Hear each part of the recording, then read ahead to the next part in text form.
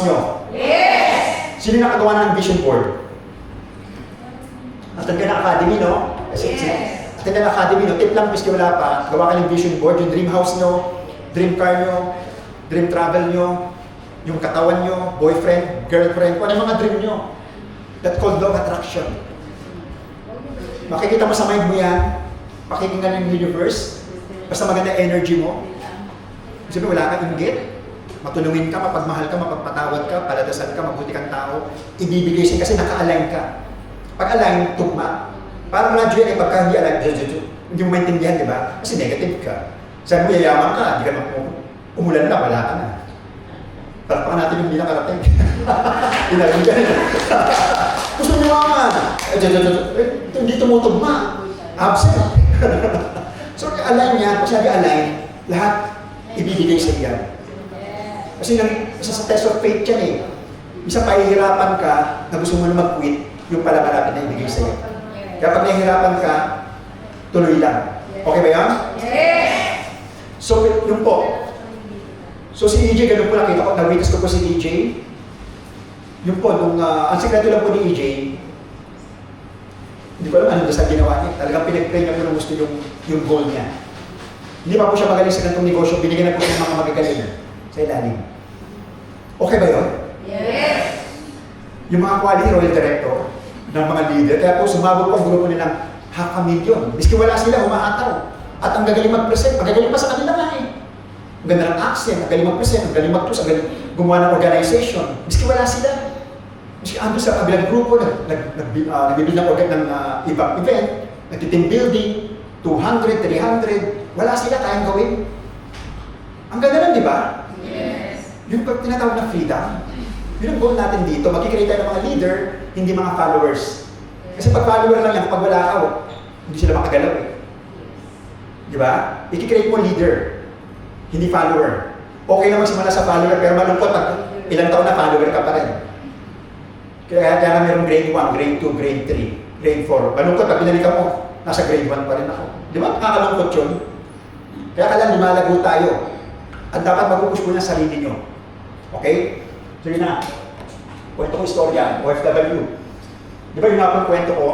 Sabi ko nga po, nung may pamilya na po ako, dapat mag-OFW na naman po ako. Kasi yung po ang tinuro eh. Pero alam ko nalungkot po kasi nga, di ba sikat na sikat yung story ng mga nasa Tulfo. Nagmamahalan, na maghihiwalay, pagbalik may iba na. May attorney. Di ba nagsisigawan na may attorney na yung isa, parang may attorney na. Kung ano yung anak mapupunta. Ang kawawa mga bata eh. Dahil gusto kumita ng pera lang. Eh ako po nung time na yun, nasa mind ko na po 6 months, kasi kasuhin ko na may plan na ako. Sinunihiraman ng pera, 200,000, kasi placement fee.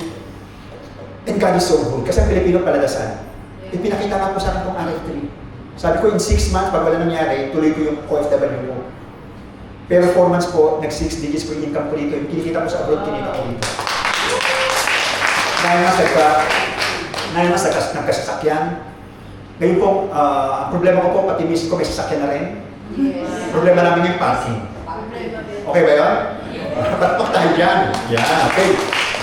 So meaning, sabi nga po ni Chinkita, na-deliver po ng entrepreneurship, solve a problem, do the marketing, at pag sinipagan mo or dinamihan mong trabaho, yayaman ka rito.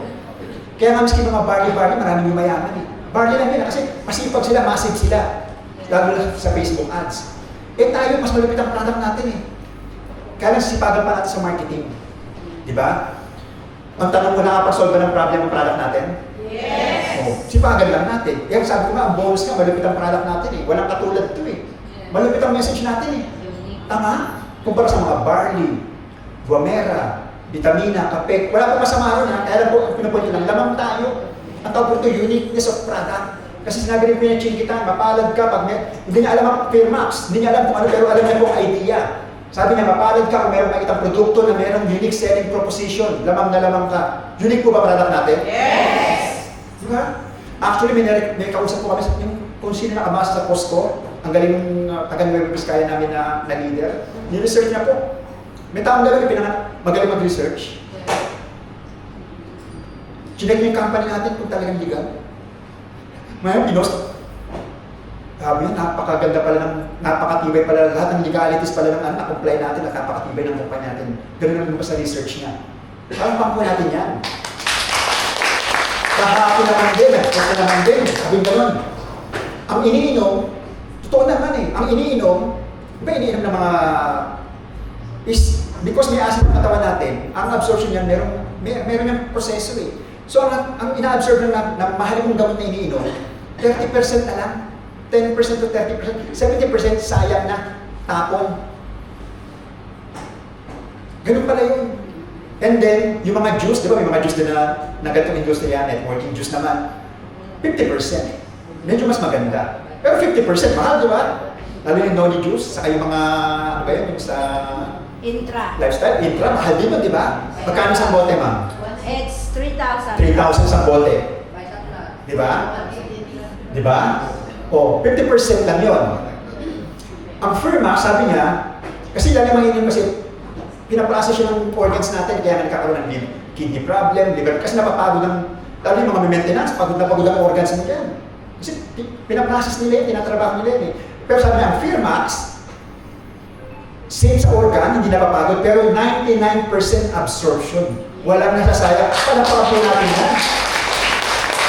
Sabi nga ba innovation, iba Bomera, Barnick, nagkiklik tayo, masipag lang sila eh. May vision lang sila, pareho natin, meron silang vision, may leadership, Bomera lang, mayaman na sila eh. Barnick lang, mayaman na sila eh. Kaya what more? Leadership lang ang kulang sa atin, pero that's opportunity. For every problem, opportunity. Ngayon, kung konti tayo, problem yan. Pero opportunity yan. Kasi tayo ang makaka-recruit sa ilalim ng mga leader. Palakpak tayo dyan.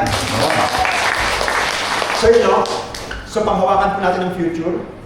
And then, Sir, may dumating na bago lang. sige, pasipin mo na lang. Papasok. Ma-4 pa ang pero pasipin. So, ito po, no, in 9 months, again po, no, pasintabi, hindi po ito pagyayabang. Ini-encourage po namin kayo na, kasi yung po problema sa Pilipino eh, natulungan po tayo ng mali. Ano po yung mali? Ay, mo pakicheck kung sa video. Kung naka-record. Kung hindi natakpan. Hindi naman natakpan. Yan, okay? Close up para yan. Naka-video pa rin. Alam na. Sige, sige.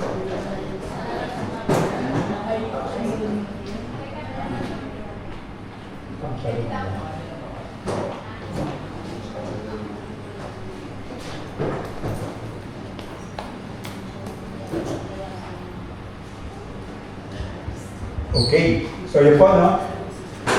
So, marami po tayong kukwek sa, kasi medyo mabigat ang problema ng mga Pilipino, pansin nyo. Mahirap po ba buhay sa Pilipinas? Kasi kung nagturo sa atin, marami hindi po nag-work. Slave mentality.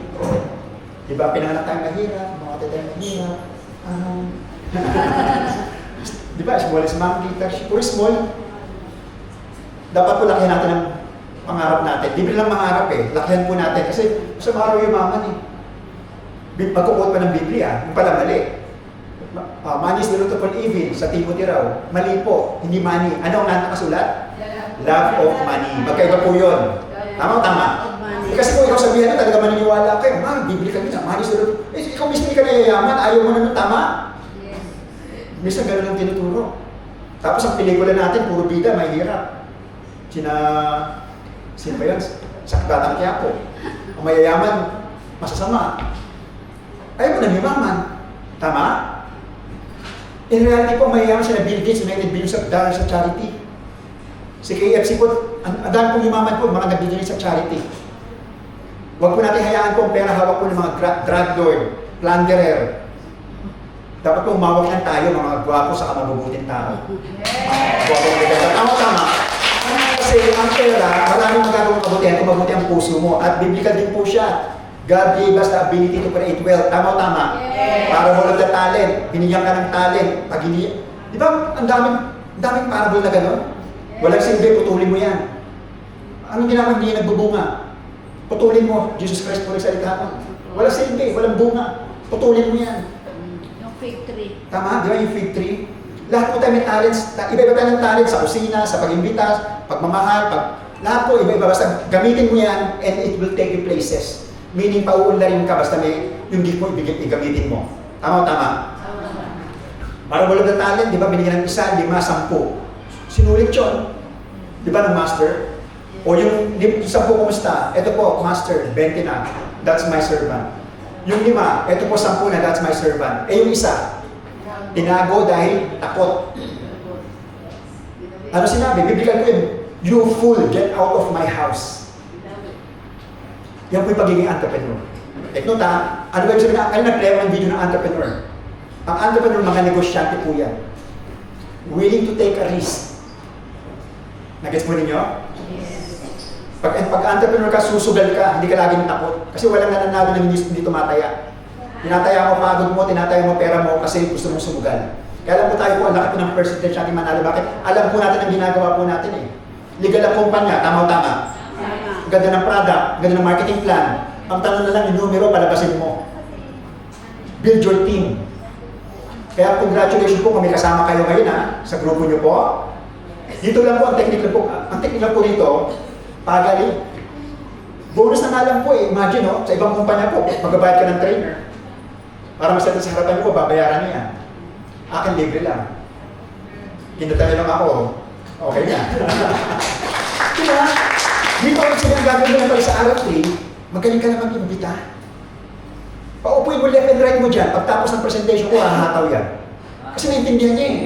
Tama o tama? Ano ang bagay pag hindi ka? Pero pa po tayo dyan. Ano ang bagay pag hindi ko naintindihan, walang kwenta. Pero Max, may sakit akong diabetes, ba't mo ako bibigyan ng pampaganda? Eh kasi hindi naintindihan.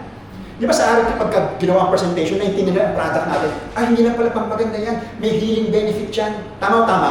Naintindihan ka, bigyan mo ako niyan. Negosyo, Arab 3, business, ano yan? Pyramid. Network scam yan. Pero after the presentation, di ba pinakita? Even Robert Kiyosaki, Donald Trump, FDA, SEC registration, even AIM, Ateneo, tinuturo sa eskwelahan about network marketing. Napaliwanagan. Pagtapos ng diamond member sila. Kaya kung dalawang bisita, dalawa, left and right. May diamond ka sa left and right. Eh magaling ka pa mag-imbita ng ganitong training. Makikita lang yung future nila. Hahataw yan, dadami yan, the multiplication, the power of franchising, the power of multiplication, the power of duplication. Hindi po ito 1:1. Hindi po ito addition. Multiplication. Ako niyo po? Yes. So yun po gagawin natin. Okay. Para paano po natin yan? Magkasama kami Coach Ace dito sa Ortigas. Nagbibenta po kami ng high-end condominium. Ingay po ng boss namin dyan. Medyo yung bibig, palamura. Kaya talagang mahirap mamasukan eh. Kaya po nung nagka-coach kami ni Coach Ace, pinaradahan namin sila. Yeah. Totoo po yan, nagpunta kami ni Coach Ace dyan. Hinahanap yung picture magkasama kami, kaso gabi ko lang ito inano eh. Nag-post ako sa GC namin, magkwento na lang tayo. Kasi si Coach Alan na wala, tayo muna papalit, as managers, magkwento lang muna tayo. Yan po, inabot ko Santa Fe. Di ba kasama ko yung si Mrs. Yung day Santa Fe. Coach Ace, parang pa naman po natin yan, duplication. Diba? Duplication. Kung yung ginawa mo, gagawin din nila. Nakapagbakasyon ako, bakasyon din sila. Si Coach Ace po, this year kasama sa Europe. Wow. Okay ba yung negosyo natin? Yes. Kung ano makukuha rin nila. Yes. Ang sekreto, gano'ng karami ang mapapahataw mo sa grupo mo para makuha rin yun. Doon papasok ang leadership. Ang leadership is, or as a sponsor, lahat po tayo sponsor. Intindihin po natin, lahat po tayo sponsor, lahat po tayo, kaya gusto, leader kayo. Once naging member kayo ng RF3, leader kayo. Kasi you will sponsor people. Yes. Tama? Yes. At bilang sponsor po, you believe on them more than they believe on themselves. Yes. Hindi ko kaya, nahiyain ako. Like nangyari kay EJ, di ba? Ano ba nangyari kay EJ? Yung sponsor niya magaling eh. Sabi ni EJ, hindi na kaya to, nahiyain siya. Alam mo ginawa sa kanya? Big event po yun, parang Araneta City. Mga 20,000 audience. Dinala po siya ng sponsor niya sa pinakataas na ito. Kasi nakita na yung work ethics niya. Nakita hungry siya. Nakita palaban siya. Nakita gutom siya sa opportunity. Gutom siya sa pagbabago ng buhay niya. Dinala po siya sa pinakadulo. Ang lilit ng mga tao. Sabi niya, EJ, binenta po sa kanya yung pinag-uusapan natin ngayon, yung future. Future po yung binenta sa kanya. Yun ang topic natin. Pinatayo siya ron. Wala pa po siya at that time.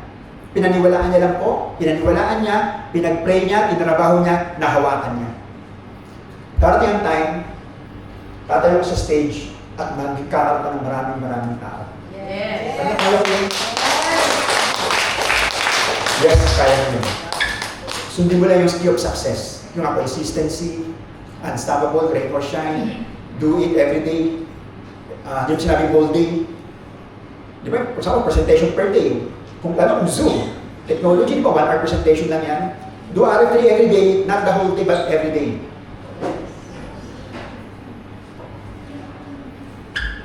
Okay. Si Coach Lely naman, nagka-coach rin. Fortuner naman, fully painted po yan. Kalapak po natin yan. Manager din po. Imagine nag-donate ako. Ako niyo po, Yes. nag-manager ako, nag-manager din sila. Nagbiyahe ako ng Malaysia rin sila. Yeah. Nung nag-Dubai po ako, kasama ko si Coach Lea sa Dubai kami. Nag-yate kami, dinner with Sir Nasi sa yate. Okay ba yun? Yes. Di ba? Yun po ang goal nyo, yung mga maniniwala sa inyo, gaano karami ang may sasama nyo na yung narating nyo, marating din po nila. Yun pong susi. Yun ang marketing plan natin eh. 3 on the left, 3 on the right. Tama? Imagine, nasa Pilipinas po ako, nag-manager po sa Amerika. Sa Zoom, umatin po siya si Carol. BMW po yan. Okay ba yun? Nasa Pilipinas, okay, nasa Pilipinas po. The power of technology. Sa Facebook po, nagpo-post ako, wala naman nag-inquire. Post ka lang nag-post, may nag-inquire. O siya po, nag-build na maraming diamond sa Amerika. Manager. Palakpan po natin yan. O ito po, di ba? Oh? Last 2024 po, yan. Oh. Sina Coach Ramon, si Coach, imagine ito, si James po. Oh. Si James po, ang recruit niya po, si Ramon. Kaya sinasabi po ng iba, myth and fact, ano ba yung myth? Kasabihan, fact, katotohanan. Sabi nila, una-una yan eh. Sinuna-una yung umaangat, hindi po katotohanan yan. Pasintabi kay James ha. Si James po, diamond executive. Si Ramon, manager. Sino ba na una? Sige po, patas po yan. Kasi left and right po yan. Kung sino makapag-build ng left and right. Diba? Gusto ka lang i-build po ni Ramon, ni James yung kabila niya. Kaya kung ikaw na una, ikaw na huli pero mas masipag ka, mas balance ka, uuna mo pinasa taas mo. Okay po? So hindi mo na una. Si Susan po, hindi po networker. Pero magaling magkwento, magaling mag-imbita. Car-awardee ng Velos. And sa Europe po, on the road na po siya sa Europe. Palakpan po natin, hindi siya networker ha. Pero sinunod na sinabi na, share the product, share the business, mag-imbita ka lang. Ayoko ng networking, oo nga mo lang. Ayaw ng networking. Kasi di ba sama ng image yung networking? Sabi ko, oo. Kasi pag kinalaban mo pa, hindi, networker ka. O sige, hindi ka networking. Basta mag-imbita ka lang. Eh, yung inimbita mo, nakita rito, naintindihan, join. Kasi naintindihan ng mga bisita niya. Si Ma'am Lawrence, bali ang nasa team ko pala po, ito misis ko. Palakpan po natin yan. So, again po, noong 2024 sa SMX MOA po, nag-event kami, namigay ko ng 6 sasakyan, napaduplicate ko na naman po sarili ko. Misis ko po nagka-kotse, under my team. Si Susan po under my team, nagka-kotse. Ngayon, nagka-qualify na rin po sa Europe. Nakasama ko sa Dubai. Sa Malaysia, paulit-ulit na po kami sa Malaysia. Under my team po si Ma'am Lawrence. Under my team po si Primo. So, malangit na. Kasi bakit yung Primo kain.